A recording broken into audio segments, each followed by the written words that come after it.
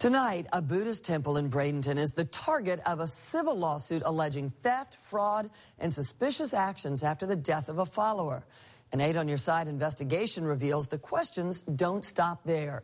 Investigative reporter Mark Douglas has uncovered a temple secret that's stranger than fiction. And just minutes later came the report from the embassy that all Americans are to be evacuated immediately.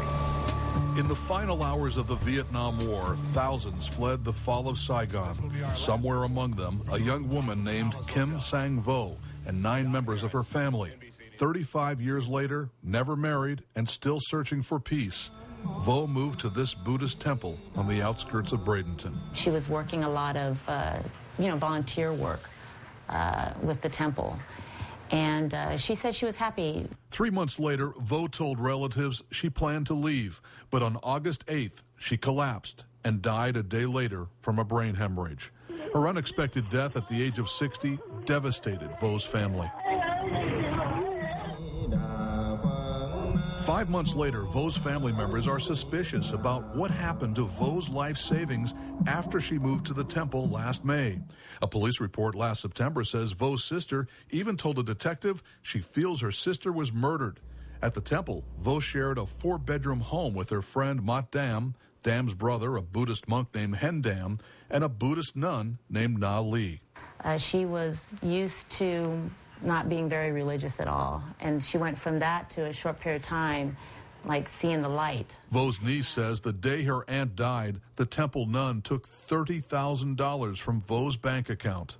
We hadn't even gotten the results yet that she's actually pronounced legally dead, that she's at a bank withdrawing money. A Manatee sheriff's detective says the nun's $30,000 withdrawal was legal because she had become a joint signer on Vo's bank account.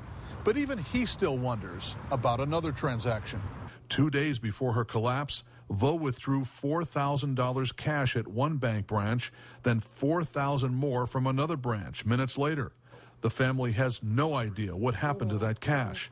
Holly says her aunt was frugal, and the withdrawal makes no sense.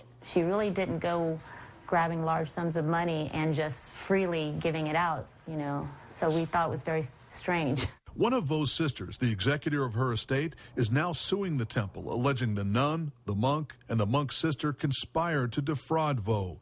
The temple's lawyer calls those claims nothing more than a good piece of fiction. But we uncovered something no one could make up. The temple's monk and nun married each other in 2008, a year before the temple opened.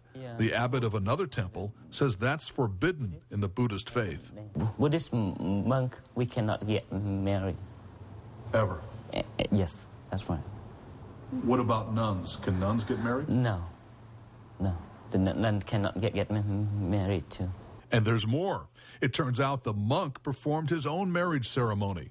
That's legal, but still taboo. Not allowed to do that. We tried to ask Hen Dam about his marriage to the nun, but apparently he's not the type to kiss and tell. This is your marriage license from Sarasota from 2008. Can you explain to us how it is that you're married to the nun at your temple? Well, I got to go to work. I'm sorry. Dom told us we had the wrong guy.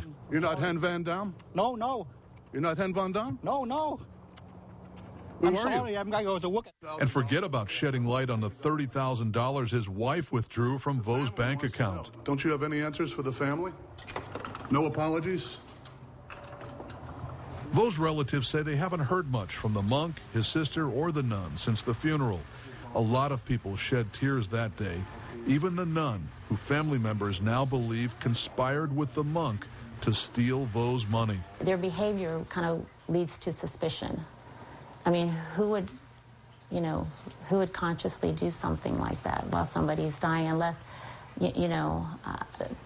unless that they're out for no good. Whatever reason she had for taking Vo's money, the nun's not saying, and neither is anyone else.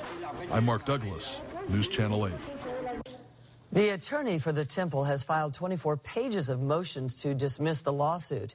Manatee Sheriff's detectives say their fraud investigation is inactive and there's no evidence to support the family's allegations of foul play in Vo's death.